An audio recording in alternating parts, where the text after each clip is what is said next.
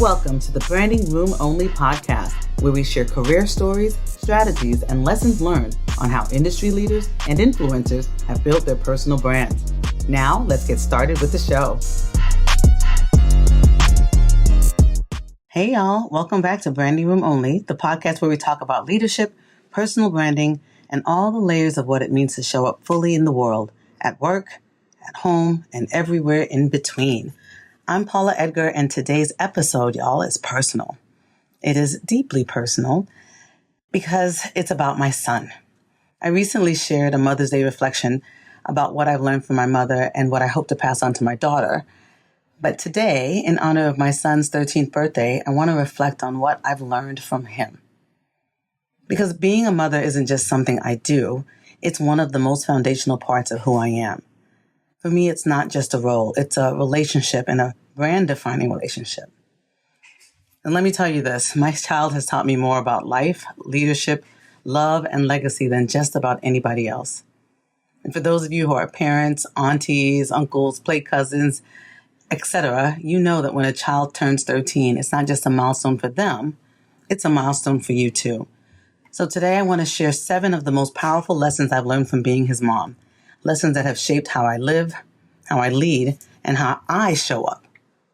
First is the power of resilience. Some of you may know that when my son Austin was just a year old, he was diagnosed with neuroblastoma, which is a rare and often deadly pediatric cancer. That diagnosis changed everything for our family. We entered survival mode. We were praying, hoping, and holding our breath, trying to navigate parenting one child while also parenting the other who was gravely ill. But I remember the day after he had to have a surgery to remove 2 tumors from his little body, less than 24 hours later, he was standing up in his crib, smiling and bouncing and thriving in a way that none of us expected. And I remember my husband and I were shocked, and the nurses looked at us like, are you going to do something? And we were like, we don't know what to do. This is just who he is. And so when I think about that moment, it reminds me of the fact that I literally saw him and thought, this is what resilience looks like. This is what resilience means to me now. It's not just recovering, it's recovering with radiance. It's joy in the face of trauma. It's standing, smiling, moving forward even after the unimaginable. And that's really the kind of brand that I want to carry into this world. One that says, I've been through it and I'm still here and I'm still joyful and I'm still whole. And while I've had that lesson before, I think really seeing my kid, my tiny kid, exhibit that resilience helped me to learn the lesson a little bit deeper. The second thing that I've learned from him is the audacity to ask. If you've ever met him, you know that he is going to ask for what he wants, always, even when he's been told no before, even when the timing is off, even when the answer is probably still no.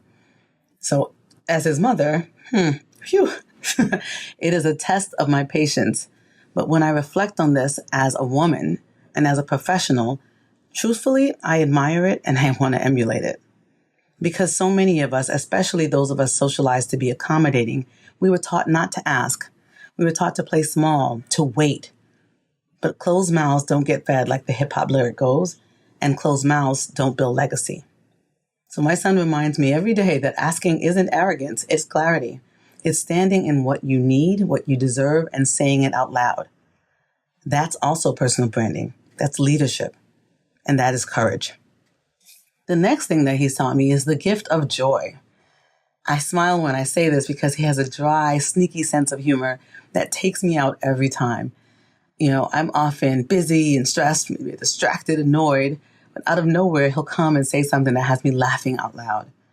And I appreciate it so much. And what I realized from him is that joy isn't just something that happens. It's something that he brings. He chooses it. He shares it. And he recognizes that it's a gift, but it's also a strategy. Because joy shifts energy. Joy opens doors. And joy creates connection. And as someone who teaches branding, I know that people remember what you say, but they feel who you are. And if who you are radiates warmth, levity, and moments of lightness in the middle of the grind that we are all in this world that we live in, that is an unforgettable trait. So he reminds me to lead with joy and to do it on purpose and to laugh. Fourth, he reminds me about the importance of standards. Now, you would think I already know this, and it's true because I feel like he's gotten a lot of this from me. But let me tell you something. My son has taste, and not just regular taste, discerning taste. He likes good food, quality experiences, and he is not here for anything subpar. He has opinions on hotel ratings, food presentations, service vibes, you name it. Some might call it bougie, but I call it clarity. And what I've learned from him is a reminder that knowing what you like, what you want, and what you won't accept isn't about being difficult. It's about having boundaries and having standards and having self-respect. Think about this. As adults, especially in professional spaces, we're often encouraged to, again, sometimes stay silent or be flexible to a fault, to tolerate, to settle. But this young man reminds me that standards protect your energy and they clarify your value. Right? Your brand isn't just about what you say yes to. It's also about what you say no to without flinching. What is unacceptable? Now, let's talk about another lesson that he has reminded me of. I won't say he taught me, but he reminds me of, and that is authenticity.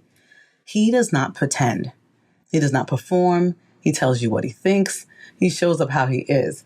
And again, while that can be a challenge often for me as his mother, it's also one of the most beautiful things about him.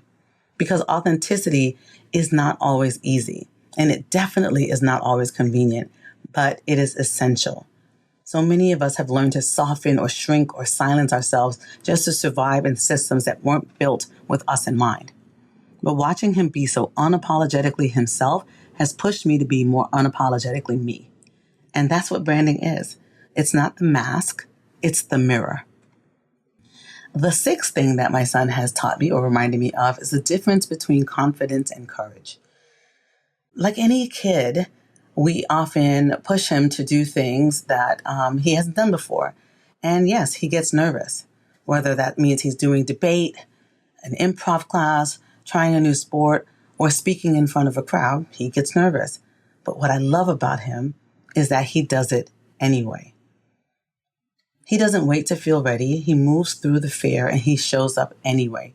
Again, might take a little prodding, but he always flourishes afterwards. And I love that distinction that it reminds me of. It's between confidence and courage because it's critical. Confidence says, I've done this before, but courage says, I haven't done it, but I'm still going to try. And that's not just a parenting lesson. It's a leadership lesson. It's a branding lesson. And yes, it's a life lesson.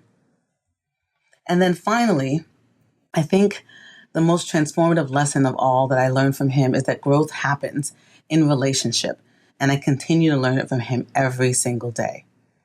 Motherhood is not just about what I pour into him. It's about what he pours into me. It's about who I've become because of our relationship. I went into motherhood thinking I had the wisdom, the structure, the strategy, especially because he was my second child.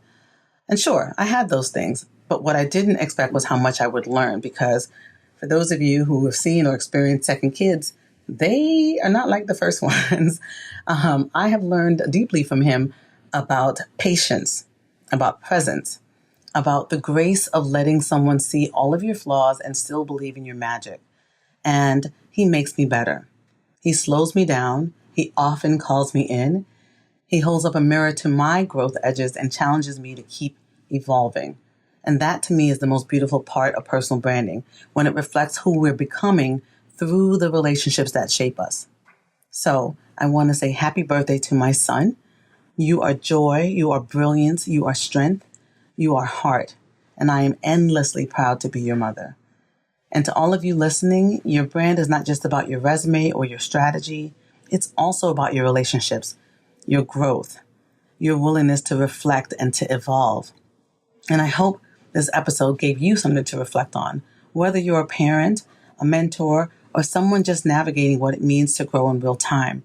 Because while you may not have this experience or even want to be a parent, listening to how people develop their layers and develop their nuances is an important part of branding too. We don't believe in comparison. We believe in inspiration. And I hope that this inspired you. So if this resonated, please share it with someone you love. And if you haven't already, subscribe, leave a review, and let me know what lessons you are learning from the people closest to you. And until next time, keep showing up fully on purpose and with heart. Remember, stand by your brand, and I'll see you next time in the branding room. Bye, everyone.